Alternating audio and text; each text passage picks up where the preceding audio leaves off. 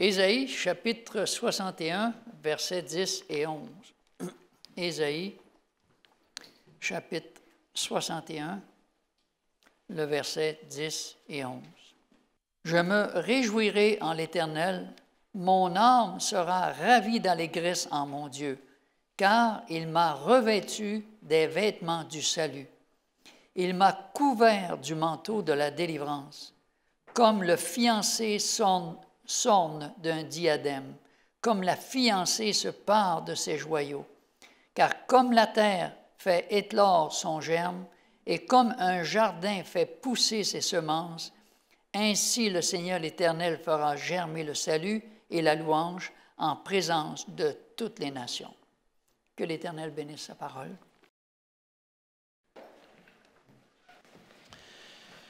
Vous entendrez aujourd'hui des gens dire, concernant l'histoire de Noé qui est racontée dans les Écritures, « Ah, mais ça, c'est un mythe, c'est une légende. » Et ils vont reléguer ça dans l'arsenal de toutes les mythologies anciennes et païennes, disant que c'est le fruit d'une invention, d'une imagination fertile de quelqu'un qui a inventé là une histoire fantastique pour raconter aux enfants le soir avant qu'ils ne s'endorment. Et puis, vous avez d'un autre côté tous ceux qui disent qu'ils ont trouvé l'arche de Noé. Ils en sont sûrs. Ils ont fouillé le mont Ararat de fond en comble, et je crois que si on mettait tous les morceaux de bois qu'ils ont trouvés ensemble, on pourrait construire 10 arches avec tout ce qu'ils ont trouvé. Écoutez, il y en a plein qui ont fait des expéditions pour retrouver l'arche de Noé. Tous sont sûrs de l'avoir trouvée, une arche différente, et ne serait-ce que pour mentionner la dernière expédition importante qui a été faite il y a une dizaine d'années, un réalisateur chinois de films documentaires avec une équipe de scientifiques arméniens et évangéliques a été sur le mont Ararat pour fouiller, et ils en sont sûrs à 90%, l'arche de Noé, autour de 4000 mètres d'altitude. Il y avait là du bois, il y avait là du bois travaillé par l'homme, et ils ont dit un bateau comme ça construit en haut d'une montagne, ça ne peut être que l'arche de Noé. Alors certains vont dire c'est un mythe, c'est une légende, c'est une invention, d'autres vont dire c'est sûr, nous on l'a retrouvée, l'arche de Noé. Alors on pourrait se demander qu'est-ce qu'on va faire avec cette arche de Noé. En tout cas, c'est toujours difficile de croire ce qu'on ne voit pas. Jésus avait dit, j'espère que vous allez croire sans voir. Mais c'est difficile. C'était peut-être aussi difficile pour Noé de croire que le déluge allait arriver alors qu'il n'avait jamais rien vu de semblable. Mais on a dans les Écritures cette histoire qui est un fait réel qui nous est rapporté et qui porte notre attention sur ce que Dieu demande aux hommes de faire. Ce n'est pas la première fois que Dieu demande aux hommes de construire quelque chose. Je pense au sanctuaire, pour lequel il avait donné des instructions bien précises. Et encore une fois, lorsque Dieu s'adresse à Noé, il ne lui dit pas, écoute, je vais faire un déluge, construis un bateau, va voir un ingénieur de ton peuple, arrange-toi pour que ça flotte, et dans 120 ans, sois prêt. Non, ce n'est pas comme ça qu'il s'y est pris. Il lui a donné des instructions précises, et la manière dont l'histoire nous est rapportée parmi toutes celles qui auraient pu nous être rapportées dans l'Ancien Testament, est sans aucun doute une histoire qui nous projette jusque dans la fin des temps. Un moment où Dieu a détruit presque entièrement la planète. Alors que nous vivons à la fin des temps, on ne peut pas s'empêcher de penser à ce que le Seigneur a prévu de faire à la fin des temps. Alors, est-ce que je vais aller rechercher dans le mont Ararat pour retrouver l'arche de Noé? Eh bien, je n'ai pas l'intention d'y aller, parce que je crois que je peux trouver l'arche de Noé aujourd'hui dans l'Église. L'Église qui est cette construction que le Seigneur lui-même a instruite pour traverser les temps de la fin. Traverser un cataclysme comme il n'y en a jamais eu. dont on n'a absolument aucune idée. Le Seigneur a prévu ce bateau, cette arche, qu'est l'Église, et je ne vais donc pas aller chercher sur le mont Ararat si je vais retrouver du bois qui appartenait à l'arche, parce que l'arche, je l'ai retrouvée, elle est dans l'Église aujourd'hui. Alors j'aimerais reprendre avec vous ce texte qui se trouve dans le livre de la Genèse, parce qu'il y a dans le texte de la Genèse qui rapporte l'histoire du déluge plusieurs éléments qui attirent mon attention et qui me projettent dans l'avenir, jusque dans le temps de la fin. Dans le livre de la Genèse, au chapitre 6, il nous a raconté que Dieu va s'adresser à Noé et va lui annoncer qu'il a décidé d'exterminer tout ce qu'il y a sur la terre. Il va lui dire de construire une arche, un bateau. Et j'aimerais que vous regardiez avec moi dans le livre de la Genèse au chapitre 6, ce qui est dit au verset 15. Voici comment tu la feras. L'arche aura 300 coudées de longueur, 50 coudées de largeur et 30 coudées de hauteur. On verra tout à l'heure d'autres instructions qu'il a données, mais c'est intéressant de voir que Dieu va lui donner les mesures exactes. Alors une coudée, c'est environ 50 cm, mais quand je pense que Noé et les gens de son temps devaient mesurer autour de 4 à 5 mètres, j'imagine que leur coudée et la mienne sont assez différentes. Par conséquent, quelle était la taille de ce bateau? Je ne sais pas, mais suffisante en tout cas pour contenir tout ce que Dieu voulait y placer pour protéger durant ce déluge. Et je suis intéressé de voir que Dieu va donner des instructions. Dieu ne va pas dire à Noé, débrouille-toi, fais que ça flotte. Il va lui donner des détails, il va lui donner des instructions, il va lui donner des mesures. Et nous n'avons sans aucun doute pas toutes les instructions que Dieu lui a données pour qu'il puisse construire ce bateau.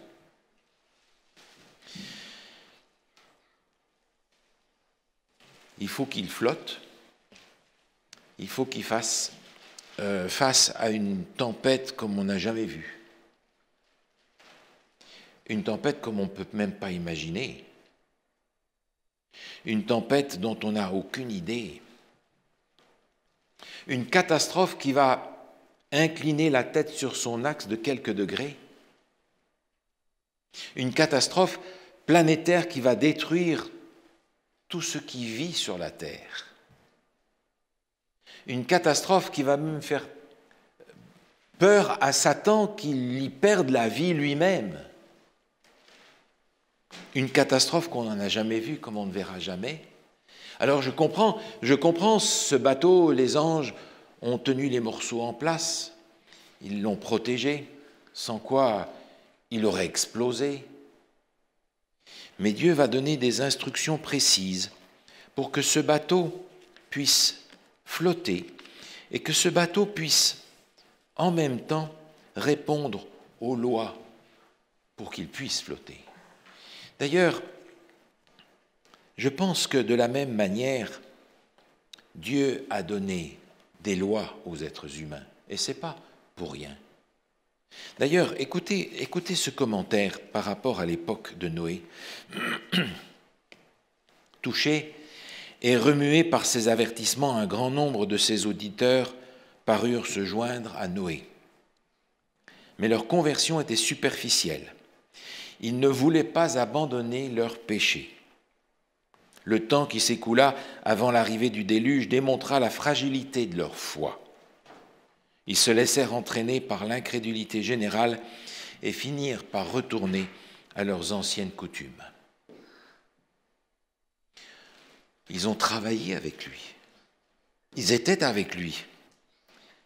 Ils étaient croyants.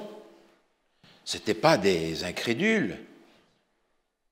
Les hommes de cette génération n'étaient pas idolâtres dans toute l'acception du terme.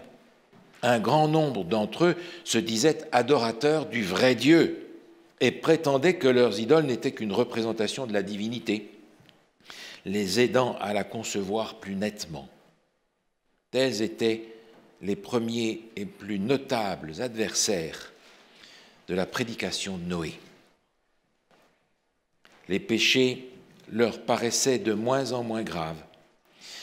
Et ils en étaient venus à croire que la loi divine n'était plus en vigueur. Il est contraire au caractère de Dieu, disait-il, de châtier les malfaiteurs, et nous nous refusons à penser qu'une catastrophe viendra frapper la terre. La loi de Dieu n'existe plus. On n'en a plus besoin. C'est un langage qu'on entend encore aujourd'hui. Et on se surprend parce que comment se fait-il que Dieu aurait supprimé la loi morale qui dirige l'humanité, qui est l'objectif de toute sa création, et il n'aurait pas supprimé les lois qui régissent l'univers? Les planètes tournent toujours selon certaines lois et certains principes que Dieu a établis. Mais si Dieu a enlevé la loi qui dirige les hommes, pourquoi n'a-t-il pas aussi enlevé les lois qui dirigent le reste de l'univers? Imaginez, si la Lune se décide de tourner autrement et si le Soleil va rencontrer d'autres planètes, si la Terre commence à tomber ailleurs que là où elle doit tourner, que deviendra l'univers? Ainsi, la loi de Dieu, les principes que Dieu a donnés demeurent. D'ailleurs, on remarque dans le même texte, Genèse chapitre 6, un tout petit peu plus loin au verset 18, il est dit « Mais j'établis mon alliance avec toi. Tu entreras dans l'arche, toi et tes fils, ta femme et les femmes de tes fils avec toi. J'établis mon alliance avec toi. » Et Dieu lui dit ça à un moment où il n'a pas encore d'enfant d'ailleurs. Une indication qu'il y a un espoir, qu'il y a une vie, qu'il y a quelque chose après. Ce n'est pas la fin. J'établis mon alliance avec toi. Et cette alliance, tu vas y obéir parce que tu vas rentrer dans l'arche. Donc tu vas la construire.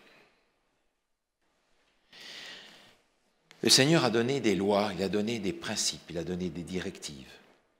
Et elles font partie de son alliance. Regardez ce texte dans le livre du Deutéronome, au chapitre 4. Deutéronome, chapitre 4. Moïse ici repasse en revue le temps passé, les expériences passées dans le désert avec le peuple d'Israël. Et dans Deutéronome, au chapitre 4, au verset 13, il est écrit ceci. Deutéronome, chapitre 4, verset 13. Il publia son alliance, qu'il vous ordonna d'observer, les 10 commandements, et il les écrivit sur 2 tables de pierre. En ce temps-là, l'Éternel me commanda de vous enseigner des lois, des ordonnances, afin que vous les mettiez en pratique dans le pays dont vous allez prendre possession. Des lois et des ordonnances dans le cadre de son alliance. Et non seulement pour maintenant, mais pour être vécu, pratiqué dans le pays dont vous allez prendre possession. Et c'est ce que Noé allait vivre. Il allait lui aussi prendre possession d'une nouvelle terre, d'un autre monde. Et des lois lui étaient données aussi, en prévision de sa vue sur la nouvelle terre. Nous sommes aujourd'hui dans la répétition générale. Les lois que Dieu nous donne, ce sont celles qui vont gérer la vie pendant l'éternité dans le royaume de Dieu. Nous ne sommes simplement qu'en train d'apprendre à les intégrer, à les vivre, pour vivre heureux dans l'éternité selon sa loi, selon son caractère. Autrement dit, la loi de Dieu aujourd'hui est importante dans l'Église, qui est l'arche d'aujourd'hui comme elle l'était dans l'arche d'autrefois. L'Église n'est pas construite simplement comme au hasard. Elle est construite selon des principes. Regardez ce texte dans la première épître de Pierre, au chapitre 2. Il va reprendre là encore une image de la construction. Première épître de Pierre, chapitre 2, au verset 4, il est écrit ceci.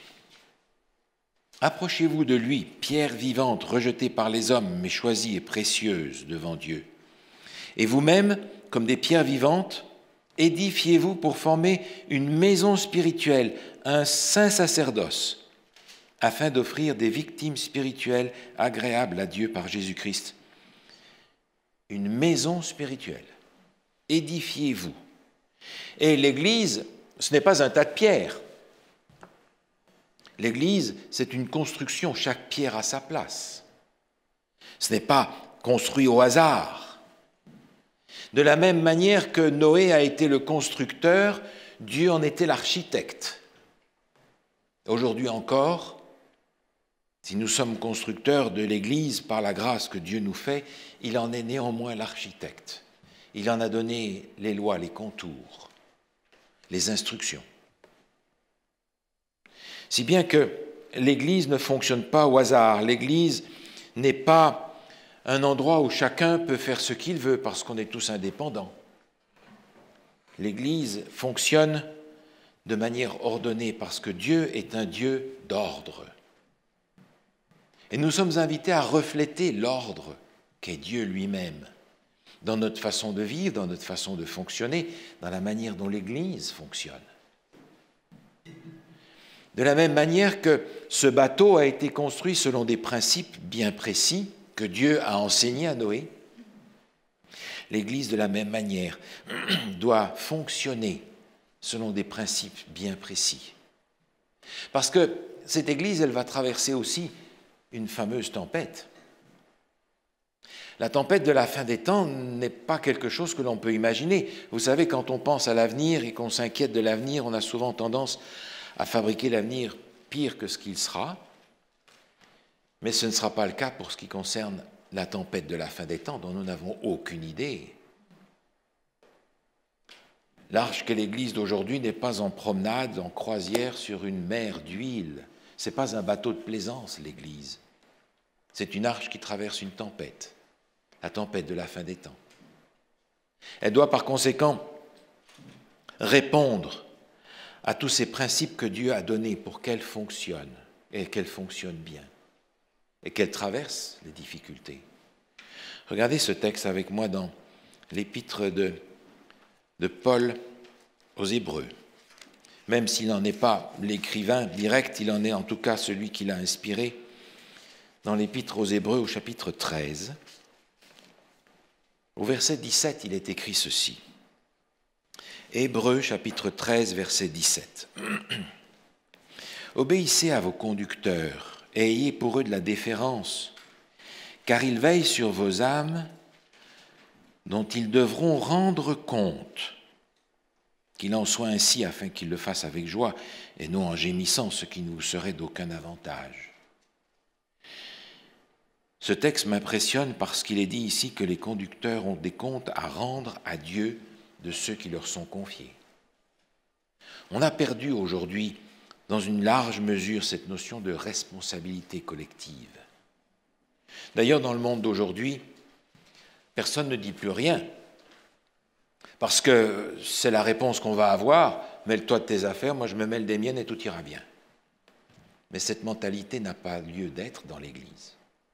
Parce qu'il y en a qui devront rendre compte à Dieu des progrès des uns et des autres. Par conséquent, il y a la nécessité d'avancer ensemble selon des principes que Dieu a donnés pour le fonctionnement de l'Église, de façon à ce que l'Église puisse avancer comme Dieu a prévu qu'elle avance et qu'elle puisse traverser les tempêtes de la fin des temps. Si Noé en était le constructeur, Dieu en était l'architecte. Et il en a fait les plans et les contours.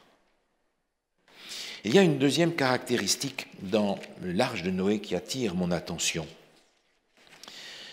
Elle se trouve encore dans Genèse au chapitre 6, et c'est le verset précédent, le verset 14. Genèse chapitre 6, verset 14. Il est dit « Fais-toi une arche de bois de gopher. Tu disposeras cette arche en cellules, et tu l'enduiras de poix en dedans et en dehors. » Je comprends qu'il fallait faire ce que ce bateau soit étanche. Pas question d'avoir des fuites là-dedans. Il a fallu enduire ça comme il faut de poids pour que ça flotte. Pas de fuite d'eau. Ça ne pouvait pas prendre l'eau, ce bateau-là. enduit en dehors et en dedans. Ce qui m'intéresse, c'est que le mot qui est employé ici dans ce texte, c'est le même mot qui est utilisé dans le reste des Écritures pour parler du pardon. Couvrir. Regardez par exemple ce passage dans le livre des psaumes, psaume 85. Psaume 85. Il est question ici des rescapés, des captifs de Jacob qui reviennent, et il est dit dans le psaume 85, au verset 3, « Tu as pardonné l'iniquité de ton peuple, tu as couvert tous ses péchés. » Même vocabulaire. Et pour reprendre le texte que nous avons lu tout à l'heure, regardez-le avec moi de nouveau, il est extrêmement encourageant. C'est ce texte d'Ésaïe au chapitre 61, au verset 10. Ésaïe 61 au verset 10. « Je me réjouis en l'Éternel, mon âme sera ravie d'allégresse en mon Dieu. Car il m'a revêtu des vêtements du salut, il m'a couvert du manteau de la délivrance. » Cette image est utilisée dans le reste des Écritures, jusqu'à la fin, jusque dans le livre de l'Apocalypse, où il nous est dit qu'heureux celui qui lave ses vêtements. Cette notion de couvrir nous rappelle ce pardon que Dieu veut nous accorder, ce manteau de la délivrance, ce manteau de la justice de Jésus qui nous est donné, qui nous est offert, et qui n'a pas été sans sacrifice. Vous vous souvenez, pour reprendre l'histoire du début, Genèse au chapitre 3, après avoir succombé à la tentation, Adam et Ève ont pensé qu'il fallait qu'ils se fassent des vêtements. Alors ils ont pris des feuilles. Et j'espère que les feuilles étaient à la mesure aussi de leur taille, parce qu'il fallait des grandes feuilles pour couvrir ces gens-là, vous comprenez ? Et il nous est dit qu'en prenant des feuilles, ils se sont fait des vêtements avec ça. Mais quand on fait des vêtements avec les feuilles, vous avez déjà essayé? Ça tient le coup combien de temps, ça? Combien de temps est-ce que ça tient la solution humaine au problème du péché et de la culpabilité? Le temps qu'une feuille sèche, qu'elle tombe. Mais le Seigneur a dit non, non, ton histoire de feuilles là, ça ne marche pas. Dans le même chapitre, quelques versets plus loin, Genèse chapitre 3, verset 21, il nous est dit « L'Éternel Dieu fit à Adam et à sa femme des habits de peau, et il les en revêtit. » On a encore ici cette image du pardon, mais ce pardon, il a coûté quelque chose. Parce que si Dieu fait des habits en cuir pour Adam et Ève, il a fallu qu'il aille sacrifier des animaux. Dieu a fait le premier sacrifice. Et ce sacrifice qui va permettre de couvrir Adam et Ève est une image du sacrifice de l'agneau de Dieu qui ôte le péché du monde. Dieu a fait ce sacrifice-là pour nous couvrir, pour nous pardonner, pour nous considérer comme si nous n'avions jamais péché, pour nous couvrir de ce manteau du pardon. Alors nous avons aujourd'hui l'assurance que le Seigneur nous pardonne. Il nous est dit dans l'épître de Jean, si nous confessons nos péchés, il est fidèle et juste pour nous les pardonner et nous purifier de toute iniquité. Quelle promesse! Parce que le sacrifice a été fait. Et c'est pour ça qu'aujourd'hui, il peut nous couvrir. Et nous louons le Seigneur de ce que, par sa grâce, aujourd'hui encore, nous pouvons nous mettre au bénéfice du sacrifice qui permet à Dieu de nous couvrir. Seulement, dans l'arche de Noé, chapitre 6 de la Genèse, il nous est dit qu'il fallait couvrir de poids l'arche en dedans et en dehors et en dedans. Par conséquent, je comprends que l'expérience du pardon que nous recevons de Dieu doit nous inciter à comprendre que nous sommes invités à partager aussi ce pardon à l'intérieur, couvert en dehors, mais couvert aussi en dedans. Et c'est par cette grâce de Dieu que nous avons reçue que nous sommes en mesure d'offrir le pardon à ceux qui nous entourent, pour que l'Église soit rendue imperméable en dehors et en dedans. Regardez avec moi ce texte dans l'épître de Paul aux Colossiens. Épître de Paul aux Colossiens, au chapitre 3. Au verset 12, il est écrit ceci. Ainsi donc, comme des élus de Dieu, saints et bien-aimés, revêtez-vous de sentiments de compassion, de bonté, d'humilité, de douceur, de patience. Supportez-vous les uns les autres, et si l'un a sujet de se plaindre de l'autre, pardonnez-vous réciproquement. De même que Christ vous a pardonné, pardonnez-vous aussi. Mais par-dessus toutes ces choses, revêtez-vous de l'amour, qui est le lien de la perfection, et que la paix de Christ à laquelle vous avez été appelés pour former un seul corps règne dans vos cœurs. Vous avez remarqué comment dans ce texte du Nouveau Testament, le même vocabulaire est repris. Revêtez-vous de compassion, revêtez-vous de l'amour qui est le lien de la perfection. Le même vocabulaire qui est employé dans l'Ancien Testament pour parler de Dieu qui nous pardonne est aussi utilisé ici dans le Nouveau Testament pour parler de ce pardon que nous sommes invités à offrir à l'intérieur de l'Église. Et je comprends que si le Seigneur nous a accordé cette grâce, nous sommes invités à le faire de la même manière, mais d'autant plus facilement, parce que finalement, quelle dette le Seigneur m'a-t-il remise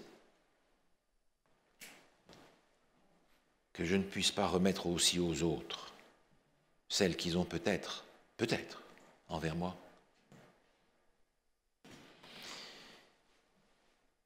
Il y a une autre caractéristique dans l'arche qui attire mon attention. Alors je vous invite à retourner dans le livre de la Genèse, au chapitre 6. Genèse, chapitre 6. C'est au verset 16. Il est dit, tu feras à l'arche une fenêtre que tu réduiras à une coudée en haut, et tu établiras une porte sur le côté de l'arche. Quel drôle de bateau. Une porte, une fenêtre. Et la fenêtre, elle est en haut. Moi, si j'avais construit ce bateau, j'aurais fait une grande baie vitrée, vous comprenez, pour qu'on puisse voir au moins dehors ce qui se passe. Et Dieu a dit non, une fenêtre, c'est tout. Et je comprends. Je comprends parce que s'il y avait eu des fenêtres tout autour de ce bateau, Noé et sa famille auraient été là à la fenêtre. Et ce qu'ils auraient pu voir depuis la fenêtre aurait brisé leur cœur.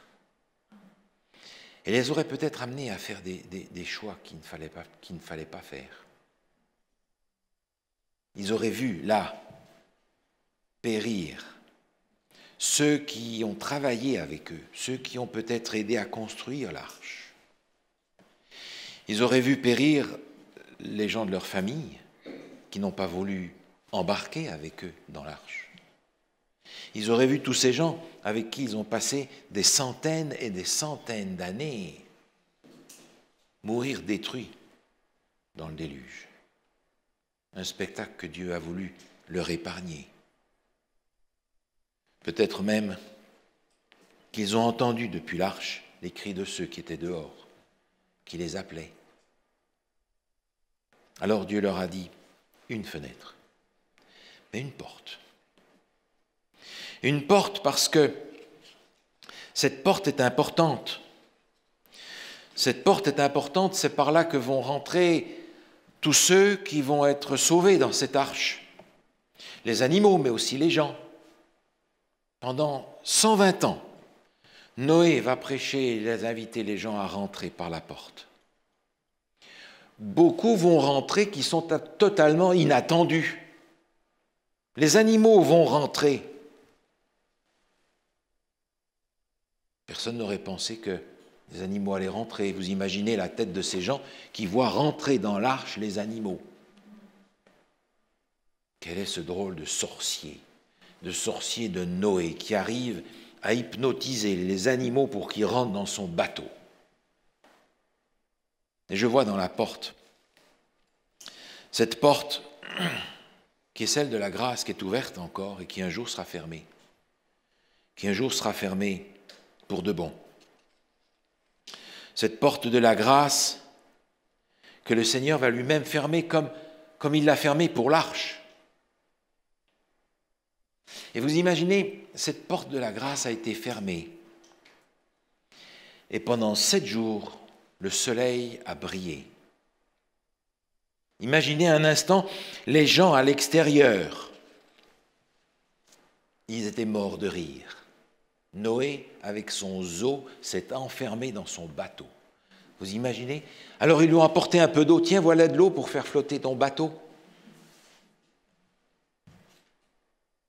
Imaginez toutes les insultes, tous les quolibets, toutes les moqueries qu'ils ont prononcées contre Noé et ceux qui étaient là-dedans avec lui, tous ces fous qui sont montés dans un bateau en plein milieu des champs, dans un monde où il a été scientifiquement prouvé qu'il n'est jamais tombé une seule goutte d'eau.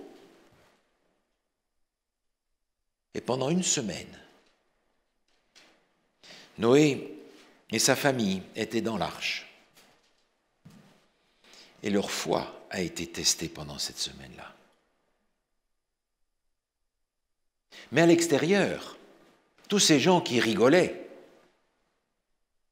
leur temps de grâce était déjà terminé, mais ils ne le savaient pas.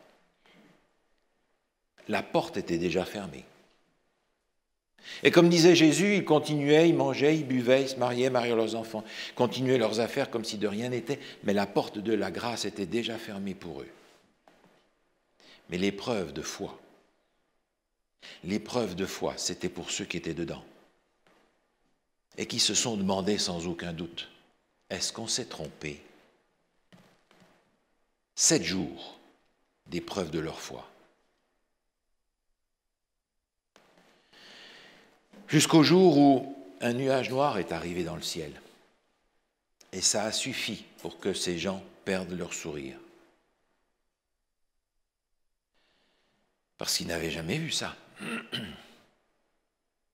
Alors tout d'un coup, les moqueries ont cessé. Noé, c'était pour rigoler, ouvre la porte, viens, ouvre-nous. Mais c'est justement ça le problème, c'était pour rigoler. Et vous avez bien rigolé de Dieu. Mais la porte de la grâce est fermée. La porte a été fermée, et cette porte de la grâce, il en est question dans le livre de l'Apocalypse. Dans le livre de l'Apocalypse au chapitre 11. Regardez ce texte avec moi dans le livre de l'Apocalypse au chapitre 11. Au verset 19, il est écrit ceci. « Et le temple de Dieu dans le ciel fut ouvert. Et l'arche de son alliance apparut dans son temple.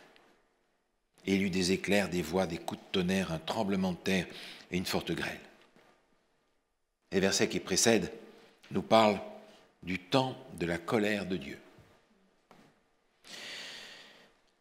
Lorsque le jugement est fini, lorsque le temps de grâce est arrêté, lorsque cette arche de l'alliance apparaît parce que tous ceux qui étaient sous l'alliance ont été jugés déjà. Alors la catastrophe arrive. Éclairs, voix, coups de tonnerre, tremblements de terre, forte grêle, tout ce qui est décrit au chapitre 16 de l'Apocalypse comme étant les coupes qui tombent sur la terre. Et je ne peux pas m'empêcher de revoir là quelque chose qui ressemble à cette histoire de Noé.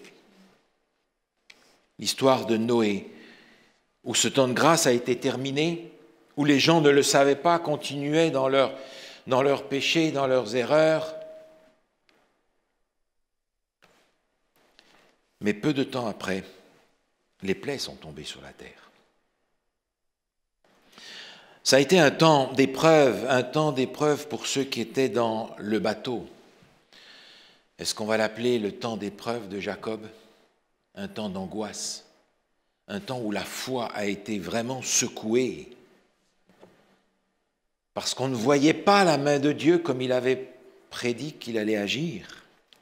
Et cependant, cette porte de la grâce a été fermée. Et puis, il y avait une fenêtre. Oh, c'est un drôle de bateau. C'est un drôle de bateau parce que, généralement, quand on a une ancre dans un bateau, on jette l'ancre au fond de la mer pour qu'elle s'accroche là en bas. Mais ce bateau-là ne va pas s'accrocher au fond de la mer parce que la Bible nous dit qu'au fond de la mer, c'est là que se trouvent tous les péchés. Alors, cette ancre-là, elle passe par la seule fenêtre qui existe. Regardez ce texte dans l'Épître aux Hébreux. Épître aux Hébreux au chapitre 6. Épître aux Hébreux, chapitre 6. Il est question de cette espérance. Et il est dit au verset 19, « Cette espérance, nous la possédons comme une ancre de l'âme, sûre et solide. Elle pénètre au-delà du voile, là où Jésus est entré pour nous comme précurseur, ayant été fait souverain sacrificateur pour toujours, selon l'ordre de Melchisédek. » Une fenêtre. Et l'ancre de ce bateau, l'ancre de l'Église, l'ancre de cette arche, elle passe par la fenêtre, elle va s'accrocher dans le sanctuaire céleste, là où Jésus est à la fois notre avocat et notre juge. C'est là le seul ancrage solide que nous pouvons avoir. Et en effet, si on est arrivé à regarder autour de nous ce qui se passe, arrivé à regarder ce qui se passe dans le monde ou à regarder ce qu'il y a chez les uns et les autres, on n'aura que des sujets de déception de toute façon.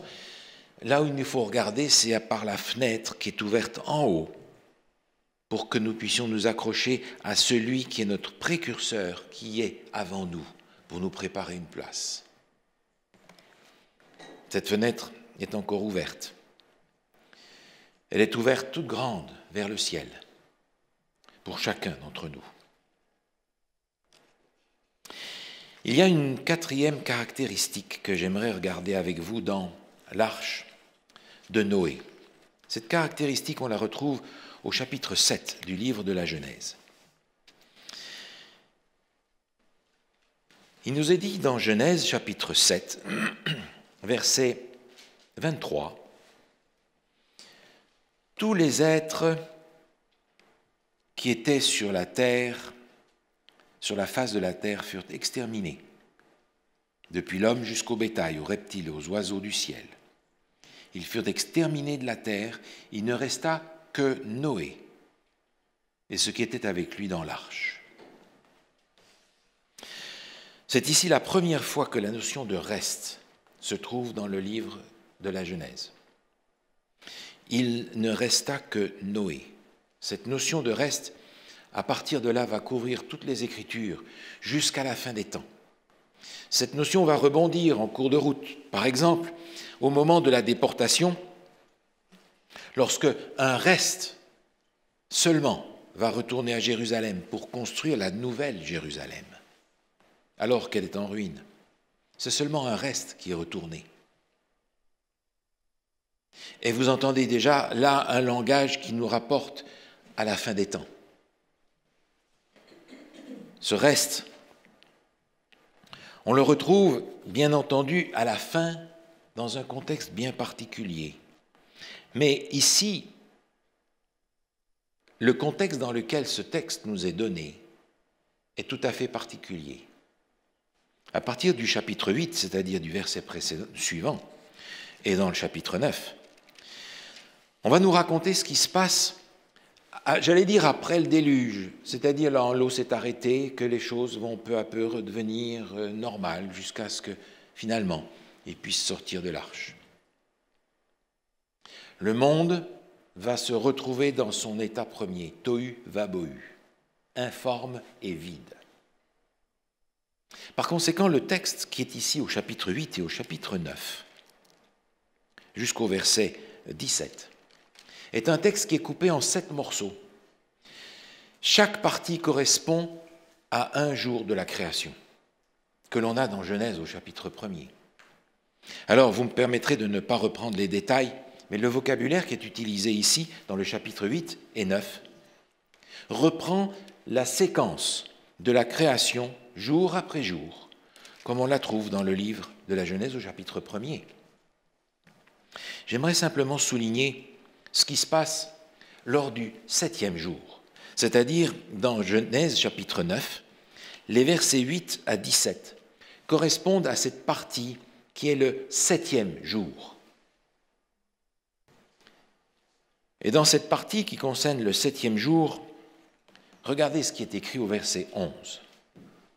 « J'établis mon alliance avec vous. Aucune chair ne sera plus exterminée par les eaux du déluge. Il n'y aura plus de déluge pour détruire la terre. » Et Dieu dit, « C'est ici le signe de l'alliance que j'établis entre moi et vous, et tous les êtres vivants qui sont avec vous, pour les générations à toujours. J'ai placé mon arc dans la nue, et il servira de signe d'alliance entre moi et la terre. » Vous vous souvenez que, avant le déluge, Dieu avait dit « Je fais alliance avec toi ». Il avait fait avec lui une alliance dans laquelle il devait obéir de façon à pouvoir bénéficier de la grâce de cette alliance. Et il avait construit le bateau. Et Dieu avait été fidèle à l'alliance, il l'avait protégé, lui et sa famille. Mais maintenant, il lui propose une nouvelle alliance. Une alliance de grâce marquée par le signe de l'arc-en-ciel. Une alliance de grâce par laquelle Dieu dit « Je ne détruirai plus de cette façon-là ». Cette grâce va s'étendre de génération en génération pour toujours. Ce signe que Dieu a donné, ce signe de sa grâce, de son amour et de sa justice, on peut encore le voir aujourd'hui régulièrement, comme un rappel, le long du temps, de cet amour et de cette justice de Dieu. Mais ce signe va traverser les Écritures, va traverser le temps. Et je vous propose de le regarder aussi dans le livre de l'Apocalypse, au chapitre 4. Dans le livre de l'Apocalypse, au chapitre 4, nous retrouvons ce signe-là. Au verset 2, il est dit ceci. « Aussitôt je fus saisi par l'Esprit, et voici, il y avait un trône dans le ciel, et sur ce trône quelqu'un était assis.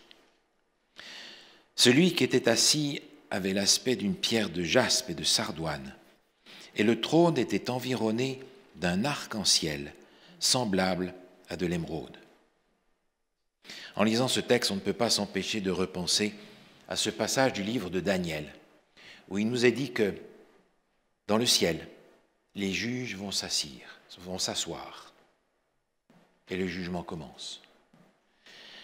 Et on a ici autour du trône ce signe de l'alliance, parce qu'on va juger tous ceux qui sont dans l'alliance. Est-ce qu'ils ont été fidèles à l'alliance? Est-ce qu'ils ont été fidèles à cette alliance de foi et d'obéissance auxquels ils étaient appelés? Ce signe de l'arc-en-ciel qui va durer jusqu'au bout est un signe de cette justice, de cet amour de Dieu, qui nous invite à traverser toutes les tempêtes dans l'arche qu'il a construite. Le Seigneur nous propose aujourd'hui de nous en remettre à lui, parce que ceux qui vont traverser ces tempêtes, ce sont ceux qui auront justement conservé cette alliance avec lui. Ce sera le reste dont il est question avec Noé, un petit reste. Oh, c'est un bien petit reste par rapport à la population de ce temps-là. Mais le reste à la fin des temps est aussi particulier pour Dieu. On en parle dans le livre de l'Apocalypse au chapitre 12, vous vous en souvenez, et au chapitre 14. Apocalypse chapitre 12, au verset 17, il est dit ceci, « Le dragon fut irrité contre la femme et s'en alla faire la guerre au reste de sa postérité, à ceux qui gardent les commandements de Dieu et qui retiennent le témoignage de Jésus. » Et dans le dernier message qui est annoncé au monde avant le déluge final, un message qui est annoncé une fois et deux fois et trois fois dans le chapitre 14 d'Apocalypse, il y a encore la caractéristique de ce reste-là. Au verset 12, il dit, c'est ici la persévérance des saints qui garde les commandements de Dieu et la foi de Jésus. On y voit là l'équilibre de cette foi obéissante, fidèle à l'alliance que Dieu a donnée depuis longtemps. L'arche représente aujourd'hui cette Église que nous sommes et qui est invitée à traverser beaucoup de temps difficiles. Est-ce que je vais aller chercher l'arche quelque part sur le mont Ararat? Sûrement pas. Beaucoup vont la chercher, mais moi je n'irai pas parce que j'imagine que tout le bois qui a été entassé là depuis longtemps a servi à tous ceux qui sont sortis de l'arche pour se faire des maisons, se faire des abris. Il y avait là une source extraordinaire de matériaux qu'ils ont utilisés. Mais l'arche, je n'ai pas besoin d'aller la rechercher ailleurs. Elle est ici, elle est là, c'est l'Église. Mais l'Église doit traverser à la fin des temps difficiles. Est-ce que vous imaginez que c'était facile de vivre dans l'arche? Il y avait des mauvais coucheurs là-dedans, vous savez. C'était difficile de vivre avec tous ces gens-là. Imaginez, quand les éléphants ronflaient, les marmottes ne pouvaient plus dormir. Alors, il y a eu dans l'arche des difficultés, il y a eu des conflits, pensez donc, ils étaient tous en famille. Donc en famille, ça se passe toujours bien, n'est-ce pas? Alors ils ont eu leurs conflits, ils ont eu les difficultés, ils ont eu toutes les difficultés qu'on peut rencontrer dans notre arche aujourd'hui. Mais imaginez qu'il y en ait un qui dise « J'en ai assez, je sors !» Qu'est-ce qu'il aurait trouvé dehors? Bien pire que ce qu'il y avait dedans. Et vous savez, dans l'arche, je pense que ça devait puer, hein? Ça sentait pas bon là-dedans. Parfois, l'Église aussi sent mauvais. Mais le Seigneur a donné des indications. Il a donné des indications pratiques et claires pour nous comporter dans l'arche. Parce que c'est le seul moyen qu'il a trouvé pour que le reste puisse traverser les temps de la fin et être sauvé pour aller sur la nouvelle terre. Cette Église, elle est constituée de tous ceux qui ont reçu le message de Noé, qui ont reçu ce message prêché pendant longtemps, de toutes sortes de manières et sous plusieurs formes. Et ce message, il est encore annoncé aujourd'hui. Et si vous n'avez pas encore embarqué dans l'arche, il est grand temps d'embarquer. Parce que je ne sais pas quand la porte va être fermée. Et si vous avez déjà embarqué dans l'arche, n'oubliez pas qu'il y a dans l'arche un mode d'emploi. Dieu nous a donné une loi, sa loi, mais il nous a donné aussi des modes de fonctionnement aujourd'hui que nous devons respecter. Il nous a donné son pardon, mais il nous a invités aussi à nous pardonner les uns les autres. Il a ouvert la porte pour que tous ceux qui veulent être sauvés puissent entrer. Et puis il a ouvert la fenêtre pour que tous ceux qui sont dedans puissent s'accrocher à cette ancre qui va jusque dans le sanctuaire céleste où Jésus nous a précédés. C'est la seule ancre solide, c'est le seul point d'ancrage de chacun d'entre nous. Et puis, ce reste, ce petit reste, il lui a promis d'être fidèle à l'alliance. C'est une fidélité réciproque. Alors, le Seigneur nous invite à traverser les moments difficiles de la fin des temps, dans l'arche qu'il a prévue pour nous à la fin des temps, pour son reste. Et pour le reste du temps qui nous reste, je vous invite à rester dans l'arche jusqu'à son retour. Amen. Seigneur notre Dieu, nous voulons te louer et te remercier pour l'arche que tu nous donnes aujourd'hui, qui est ton Église. Et nous te remercions de ce que tu en es le chef, te remercions de ce que tu l'as conduit au travers des tempêtes de la fin des temps. Et nous te remercions, Seigneur, pour cette ancre que nous avons dans le sanctuaire céleste, dans la personne de Jésus, notre divin Sauveur. Donne-nous la grâce de savoir nous accrocher à lui par-dessus tout, pour traverser les difficultés du temps présent, jusqu'à ce que tu reviennes. En son nom, nous te prions. Amen.